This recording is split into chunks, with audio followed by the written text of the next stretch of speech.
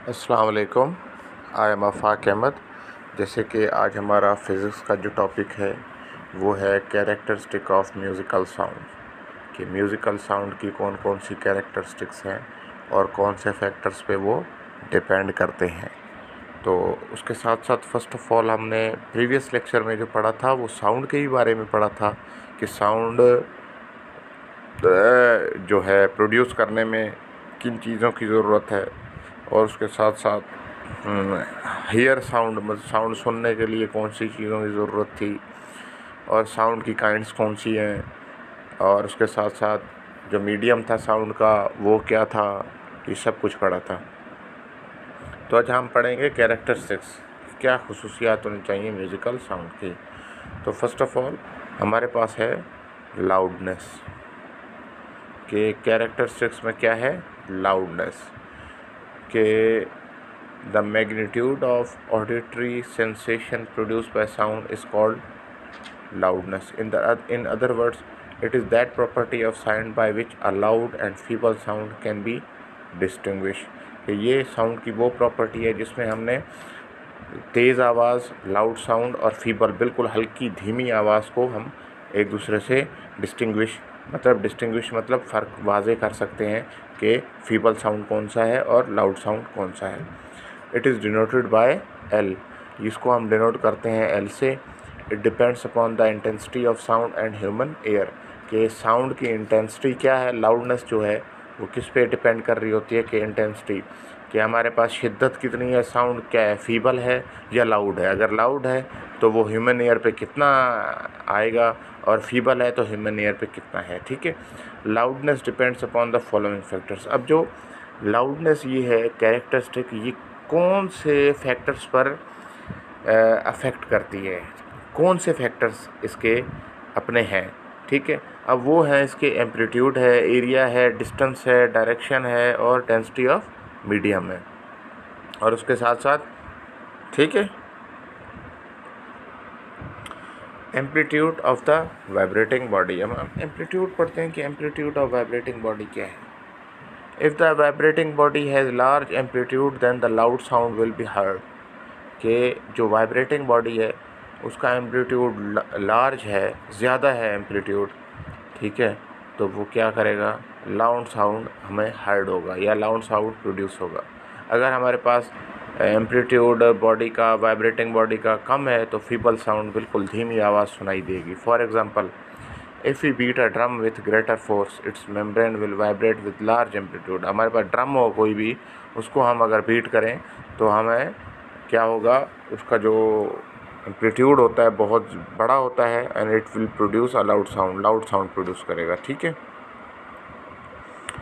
अब दूसरा फैक्टर क्या है, वो है एरिया ऑफ वाइब्रेटिंग बॉडी, के क्योंकि आपको पता था वाइब्रेटिंग बॉडी हम यूज़ क्यों कर रहे हैं वर्ड बार बार, क्योंकि जो साउंड है उसको प्रोड्यूस होने के लिए वाइब्रेशन लाजमी है, वो बॉडी को वाइब्रेटिंग करना लाजमी है, तभी जाके साउंड प्रोड्यूस होगा।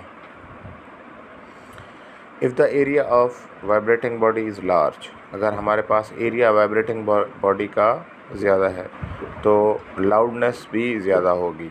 फॉर एग्ज़ाम्पल, अब एग्ज़ाम्पल देखें किस तरह, कि large bell of schools had greater loudness than a small bell of bicycle, कि हमारे पास जो लार्ज बेल है स्कूल की, उसका एरिया ज़्यादा होने की वजह से उसकी आवाज़ जब हम उसको बीट करते हैं तो आवाज़ ज़्यादा होती है, और स्मॉल बेल बाइसाइकिल की, बहुत छोटी बेल देखे जाएँ जिसका एरिया बहुत कम होगा तो उसका आवाज़ फीबल होगा, उसका साउंड फीबल होगा।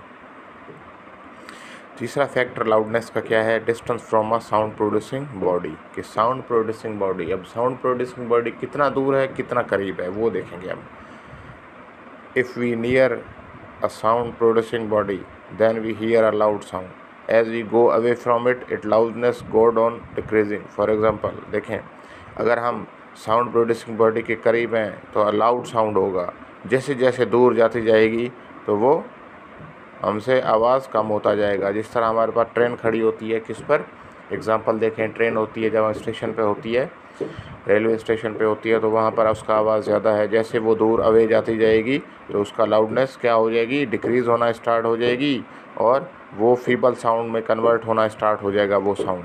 ठीक है, तो ये फैक्टर था इसका डिस्टेंस का, कि जितना डिस्टेंस ज़्यादा उतना फीबल साउंड, जितना डिस्टेंस कम वाइब्रेटिंग बॉडी से उतना ही लाउड साउंड ज़्यादा। ठीक है। डायरेक्शन ऑफ एयर, कि एयर की डायरेक्शन क्या है। The sound has greater loudness in the direction of the wind than against it, कि जो डायरेक्शन एयर की होगी वहाँ लाउडनेस ज़्यादा होगी, जहाँ डायरेक्शन नहीं होगी वहाँ पे फीबल साउंड आ रहा होगा। Density of medium, if the density of medium is large than the sound produce it will be loud. अगर हमारे पास मीडियम की डेंसिटी लार्ज है, ज़्यादा डेंसिटी वाला डेंस है, ठीक है, मैस पर यूनिट वॉल्यूम उसकी डेंसिटी होती है, तो डेंसिटी मीडियम की ज़्यादा है तो साउंड भी ज़्यादा प्रोड्यूस होगा, लाउड साउंड प्रोड्यूस होगा। ठीक है। अब हमारे पास लाउडनेस की कौन कौन सी प्रॉपर्टीज़ आ गई, कौन कौन से फैक्टर्स आ गए। Amplitude, area, distance, direction, density. कि एम्पलीट्यूड ज़्यादा तो लाउड साउंड ज़्यादा, एम्पलीट्यूड कम तो फीबल साउंड ज़्यादा, एरिया ज़्यादा तो लाउड साउंड ज़्यादा, एरिया कम तो फीबल साउंड ज़्यादा। Distance from sound producing body, कि जितना दूर हम साउंड जिसमें प्रोड्यूस हो रहा है बॉडी में, जितना उससे डिस्टेंस ज़्यादा तो फीबल साउंड ज़्यादा, जिसमें जो उसका डिस्टेंस कम तो लाउड साउंड ज़्यादा। उसके साथ साथ डायरेक्शन, एयर की डायरेक्शन जहाँ ज़्यादा तो लाउड साउंड ज़्यादा, एयर डायरेक्शन की जहाँ अगेंस्ट खड़े हैं हम तो वहाँ पर फीबल साउंड ज़्यादा। डेंसिटी ऑफ मीडियम, कि जहाँ पर डेंसिटी मीडियम की ज़्यादा तो लाउड साउंड ज़्यादा, जहाँ डेंसिटी कम तो लाउड साउंड कम। ठीक है, तो समझ आ गई होगी। जो चीज़ समझ ना आए तो काइंडली आपने ज़ूम पर पूछ लेना है।